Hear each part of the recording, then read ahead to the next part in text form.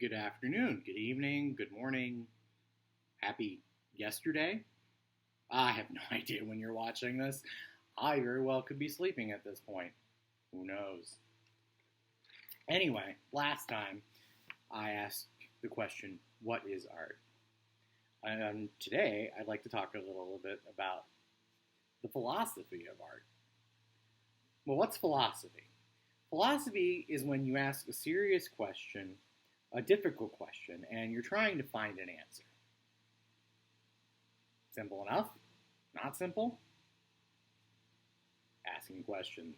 Hard, difficult, big questions. And you want an answer. Well, the philosophy of art involves asking and answering all kinds of questions about art. Philosophers of art are interested in discovering more than just what art is. They want to know, how can it be evaluated? They want to know how people respond to it, how our audience as artists respond to it. There's such a thing as author or artist's intent, where as an artist, we know how we want our audience to feel. We know how we want our viewers to feel as artists, but that's not always the case. And art philosophers want to figure out how people will respond to art. They want to know how art relates to our lives and our societies. Like I said, the history of art, specifically visual art, is the history of the world. Art is linked very, very strongly to society. So what does art have in common? A philosopher try to answer questions about art by grouping artwork into classes of objects. The philosopher may begin asking what a group of objects have in common. Some art are these drawings. Well, what do these drawings have in common? How were they made? Were they made using ink and pencil, colored pencil, oil pastel? What medium, what supplies relate? What type of paper? Are they sculptures? Is it digital? Philosophers will try to group things together to figure out how they're related. Remember, art is a very nebulous term. It's all-encompassing. Sometimes they may not seem to have anything in common. Art can be made out of anything. I can remember specifically, excuse me, I remember specifically in my hometown, behind the grocery store, there is a very large freestanding sculpture. This sculpture is a beam. Now, it's a big steel beam, a giant steel beam that usually is involved in the construction of buildings.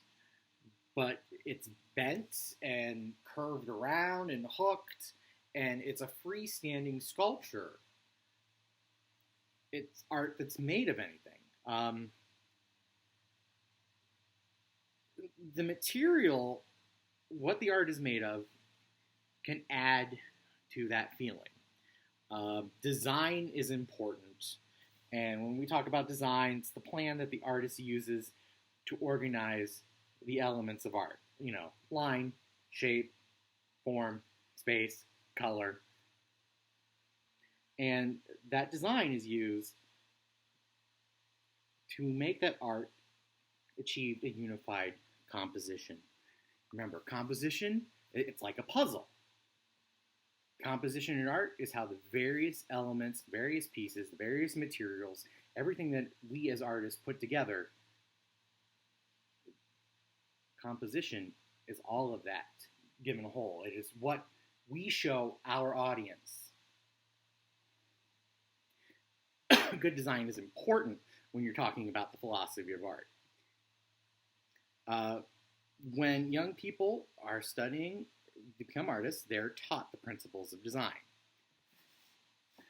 Knowing these principles, they can help us appreciate art more. And that's another part of the philosophy of art, appreciating artwork. It helps us appreciate just all the craftsmanship and the work that artists put into what they are sharing with the public. Appreciating art helps us to appreciate aesthetics, beauty, and so on and so forth. So, and I just said aesthetics, and that's how something looks, the colors that are used. The aesthetics are what we see. So let's move on a little bit. So, suppose an art philosopher has admitted that artworks as a group of objects have nothing in common. Zilch. Zero. Not a thing. The philosopher may try to decide if an object is art by looking at the experience it gives a person. This goes back to how the art makes us feel, how the art makes us react. Remember, difference between audience reaction and artist's intent. Remember, the artist intends for something to happen, but that's not necessarily how our audience reacts to it. So this, as a general rule, the purpose of artwork is to provide our audience an aesthetic experience. And the aesthetic experience is the theory of looking and enjoying something for its beauty and other various visual qualities. And it tries to explain and lump art together in various categories, at least our responses in various categories. However, when you're looking at an artwork, it's not the only way to have the aesthetic experience. For example, when you enjoy the outdoors, you're at a parade and you're enjoying the floats going by and you're cheering loudly, the smell of a flower, or when you take the puff part of a dandelion and just make the puffy parts fly into the breeze. You're not trying to impress your friends, or you're not trying to earn money or get a good grade. Instead, you're doing these things for its own sake. So, in other words, you do them because you like the colors of a sunny day when you're outside, the smell of the flower, or the sight of the dandelion seeds floating on in the breeze. Many things besides looking at art can provide an aesthetic experience.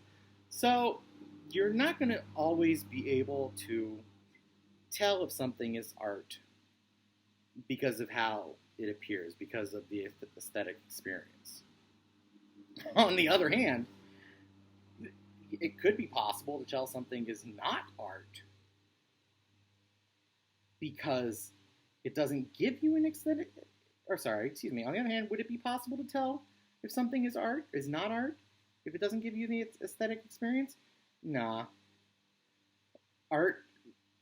Feelings about how art to you or to our audience, they're different across the board.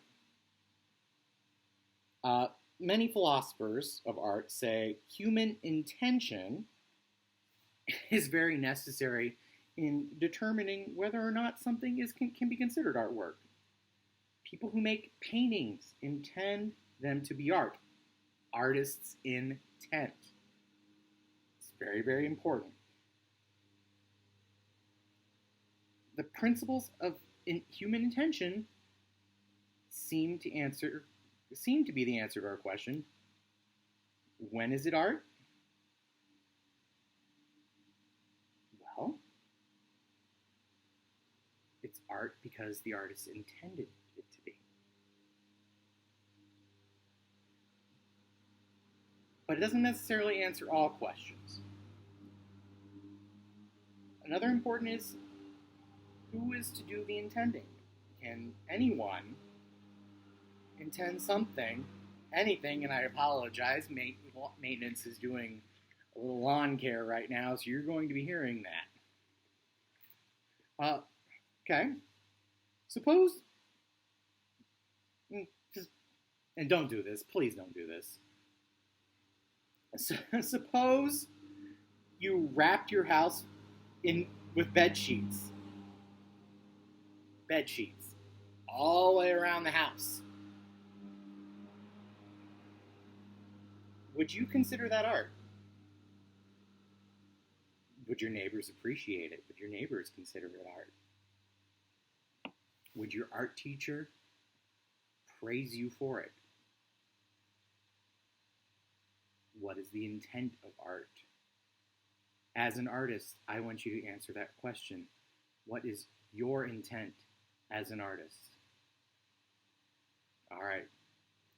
Until next time, this has been the philosophy of art, or at least a very brief discussion of it.